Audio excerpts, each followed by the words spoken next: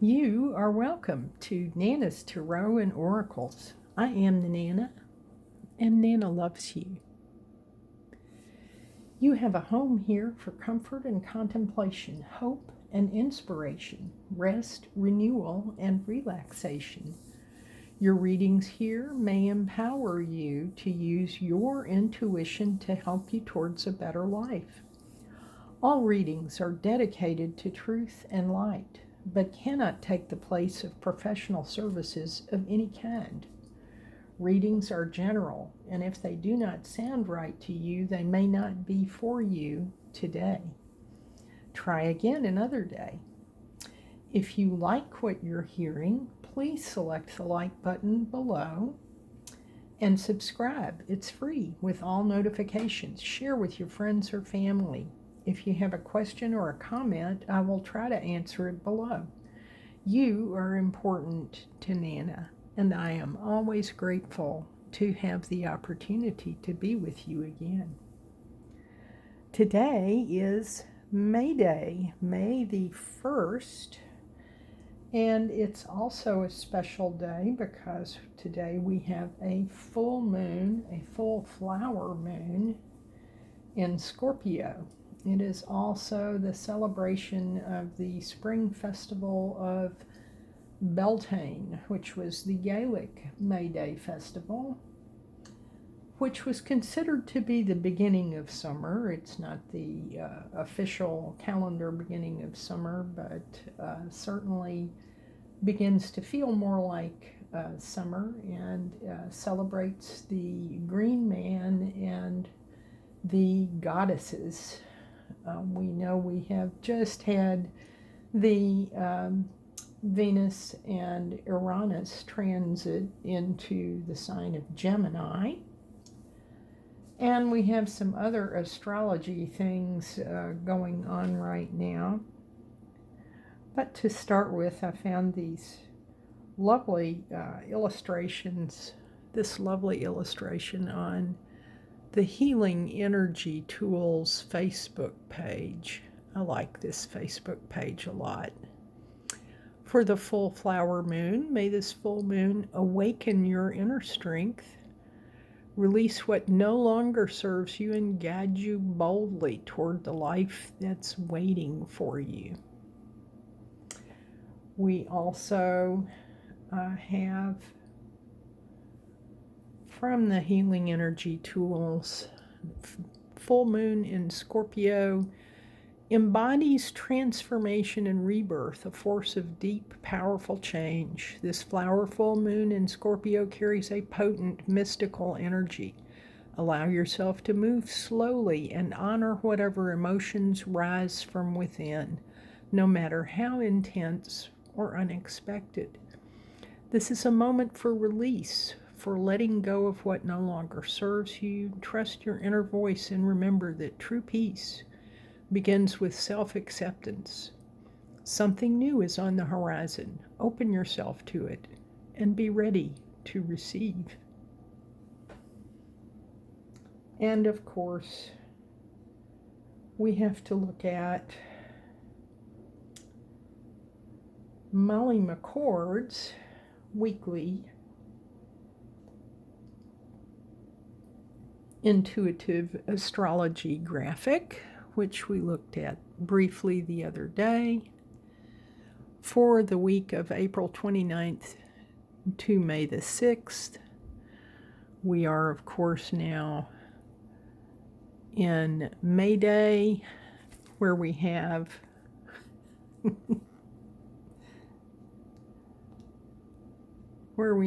the Scorpio full moon. She says identify and release emotional attachments or stale patterns that no longer serve your growth. Brutal self-honesty. Face uncomfortable truths. Many of the astrologers that I'm reading are saying that this full moon will be shining a light on uncomfortable truths and help us to transmute old fears into a more empowered, sovereign state. We She also has a note here about Beltane, where we have spirit into matter, celebrate the midpoint of spring by focusing on fertility, pleasure, and physical embodiment. Now, we also have some other transits coming up, and I referred to this in a previous reading where Astro Butterfly actually had suggested that the new moon in Taurus would carry the undertone of the Sun conjunct Chiron. We've talked a lot about Chiron. And the new moon in Taurus will carry that undertone. It's healing, now or never, a time when questions of identity and purpose can no longer be bypassed. Sun conjunct Chiron is the instinct of the human spirit to leave something immaterial behind. Our spirit-seeking manifestation represents our gift to the world, or our legacy. It is the compelling drive to take our individual essence, the sun, and merge it with something greater. Your greatest gift is currently sitting right next to your deepest wound, and the light may be shining on that wound today. Your gift will outlive you and may nourish generations to come. Our mortal form is temporary. Our gift will outlive us.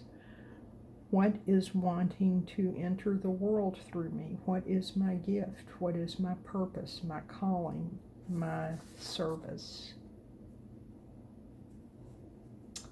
That was from the reading on April the 17th, when we, of course, had the new moon in Aries. Now,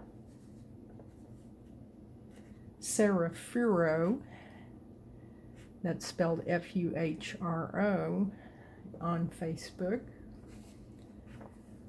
in her letter about the full moon, says Chiron and Mercury conjunct in Aries, both associated with healing powers. This energy is held within each of us, as well as the large actors upon the world stage. What is the responsibility for healing each of us carries within us? What is the responsibility of those who have chosen to speak a larger truth in self-interest? And if we are open to new Aries modes and methods of healing, what might they look like? Now, we have a new moon in Taurus coming on May the 16th. And at that time, Mars and Chiron will be conjunct, and that represents action and decisiveness. I am going into this in some depth because I intend at the time of the new moon to introduce a new series of videos about energy healing. So if you are interested in that, do please tune back in at that time. And I also have a graphic from the Healing Energy Tools about the month of May that I thought was interesting. May in Latin, Maius, was named for the Greek goddess Maia, who was identified with the Roman era goddess of fertility. In Greek mythology, the Pleiades were the 7 daughters of Atlas. Maia is the eldest of the 7 sisters that comprise the Pleiades. Her name means Great One. This is a good month to focus on self-care and new beginnings. We had some mention of the Pleiades recently with another asteroid or atypical planet called Sedna with a very long orbit of the Earth. We have so many unprecedented astrologic occurrences these days. All things that we need to be thinking about. Let's see what we get from the Inner Temple Oracle today. All cards were shuffled thoroughly before the reading, You will remember our last reading, we had the Chamber of Innocence. Let's see what we have today, considering the Scorpio moon may be revealing some other things. Well, that certainly resonates. The full moon in Scorpio is said to be shining on the dark areas of our life, and this card is the darkest night. And that certainly looks like a portal, doesn't it?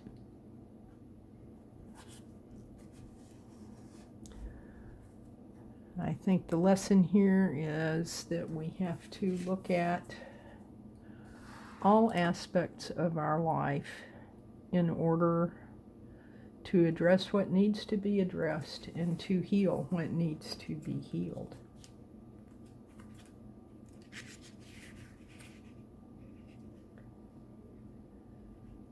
Let's see, this is in the Soul Inquiry section, the darkest night. And in fact, here is the text, if you prefer to read it for yourself. Some glamorize the spiritual awakening process, implying that it's all light and love, expanding highs, unity consciousness, deep peace, ecstatic bliss, and spiritual visions. One thing's for certain, these people probably haven't been through the dark nights of the soul. This is a time of deep initiation for the soul. After the expansion caused at earlier stages of the awakening journey, we're invited to descend into what's been hidden in the shadows, inherited, pushed down, silenced, ignored, or bypassed. We're called to go deeper than we ever have before, as we welcome more and more of our soul here into our body and onto the planet. And as we do, we discover the lost parts of ourselves that demand to be held and seen, and those parts ask that we sit with them as they feel in order to heal. These are the excruciating holy days of rebirth, of transfiguration, of dying and being reborn while still fully living. If we choose to cross this threshold, we're invited to allow our soul to become more fully into our body and the planet. This can be painful as we're forced to confront any separation or shadows that we find along the way. We must face the polarity and separation of this human life, as well as the joy and the sweetness. These are initiatory times. The only way out is through, and if you let life initiate you, you'll be transformed anew. This is a powerful card of rebirth and transformation.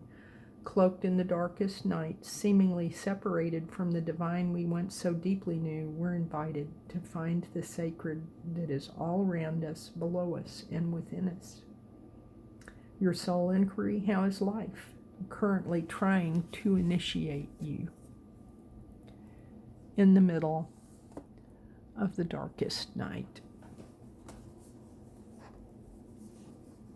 That certainly seems appropriate to the atmosphere of the moment. Let's have a talisman oracle card to strengthen and empower us.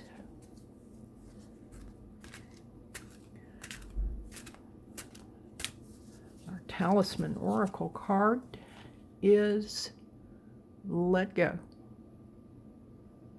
And that looks like a full moon to me, right up here at the top.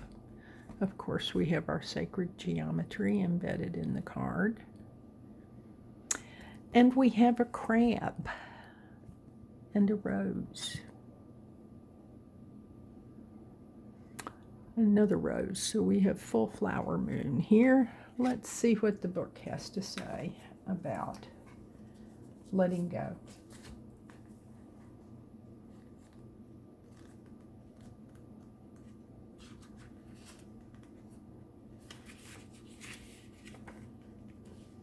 It's interesting, letting go comes right after learn the truth.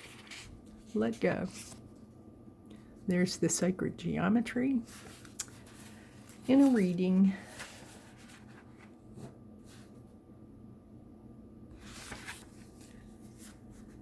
Just like running water, everything keeps constantly changing. You've been holding on to a burden that's been slowing you down. Sometimes we know what that is. Other times we need to examine our needs and behavior.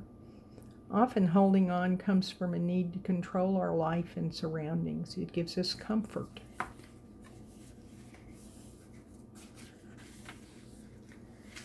That we can direct the circumstances and avoid a painful path. But if we let go of the illusion of control, we can find peace and enjoy the ride. Being vulnerable offers an opportunity for connection and closure. The little crab has to learn to let things go. The flower in front of him is a delicate gift from nature to bring joy. Talisman power. Use this card when you need to let go. The burden is too heavy and your tiny claws are clutching with tremendous effort. Take a breath. On inhale, form fists with your hands and hold them as tight as you can. On exhale, open your hands. Release the negative energy and feel the powerful relief. Your affirmation: I release this energy.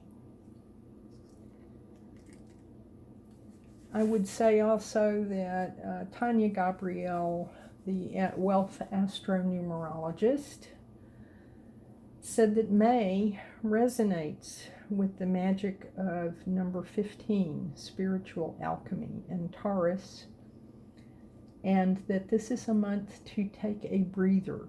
When the text here said, take a breath, I thought of that. Take a breather and enjoy the blessings.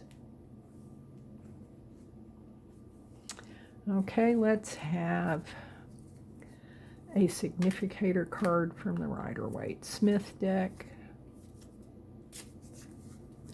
Our significator today is the Star.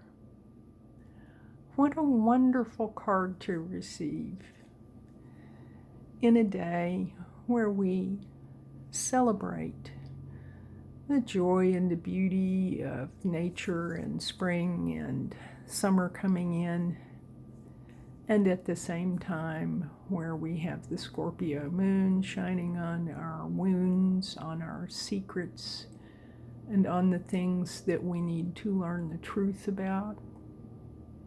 The Star is the major arcana. It is the card that comes after the Tower and is considered to be a card of great optimism and hope. This is Aquarius's major arcana card, and I think it is a wonderful card to receive today. On the reverse of the deck, we have the Two of Wands in reverse. The Two of Wands, excuse me. The Two of Wands is the card of the visionary. It is the card of the one who thinks globally but looks and acts locally. The wands, of course, are symbolic of the fire signs being Aries, Leo, and Sagittarius. And they are considered to be symbolic of inspiration, of passion, of creativity and enterprise. To receive this in the reverse position suggests to me that, again, today may not be the day for this activity, but the day for this activity, considering we just got the Star card, is coming. And considering the Divine Feminine, once again, I'm going for clarifiers from the Triple Goddess deck.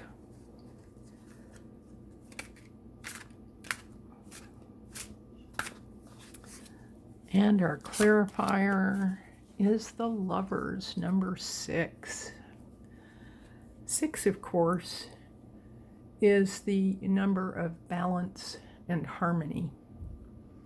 And these lovers are standing under a full moon with flowers on the columns. So that looks certainly appropriate for today. The Lovers is the card of Gemini. And actually, even though it looks very romantic, is considered to be a card about choices. That's interesting that we have a 2 card here, because the 2s, of course, are the number of choice and duality. Very similar to the theme of this card. Now, on the reverse of the deck, we have Strength. Strength. Strength is another major arcana card. We have 3 major arcana cards out of 4 cards here today. That is quite remarkable. The Strength card is the card of Leo, and in the Rider-Waite-Smith deck, the animal is a lion. But I look at this card, and what I see is healing, and I also see the strength that is required to restrain the more primal impulses in ourselves. What do you see when you look at these cards? What are these cards saying to you?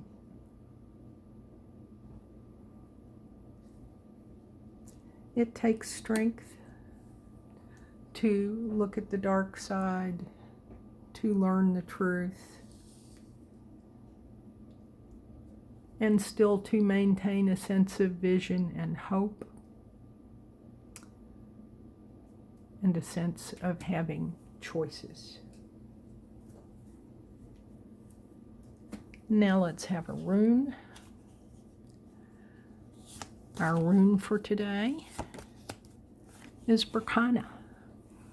Berkana is the rune of growth and new beginnings, rebirth. But when it presents in the reversed, it is aborted plans or restraint. I would say that that goes along with the Strength card.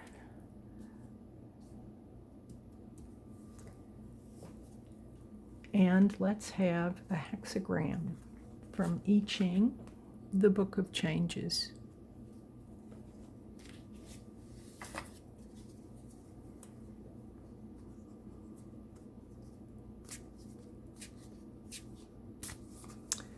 Our hexagram for today is number 21.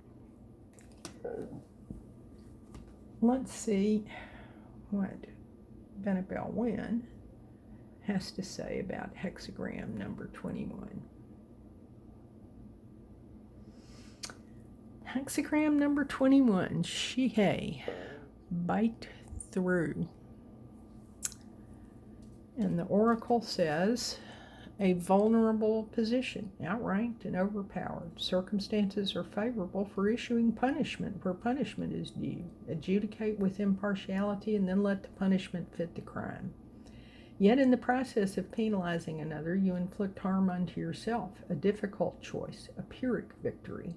If you cannot be settled until the law has been invoked, then invoke the law. Remember that there are many codes of law in this universe. Administer justice. It is a sign of sacrifice.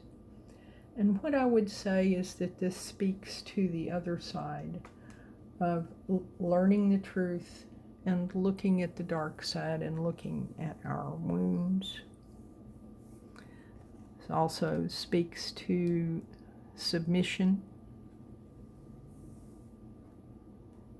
What an interesting reading to receive on May Day, on Beltane, and at the time of the full moon in Scorpio. Thank you for tuning in to Nana's Tarot and Oracles today. You make Nana's day. Nana loves you and hopes you leave a question or a comment below. Select the like button, subscribe, it's free, and select all notifications. I hope to see you again soon.